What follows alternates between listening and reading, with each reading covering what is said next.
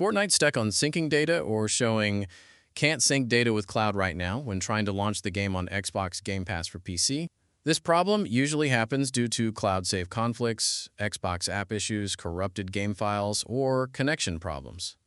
In this video, I'll show you step-by-step solutions to fix cloud sync errors, remove corrupted data, and get Fortnite launching again on your PC.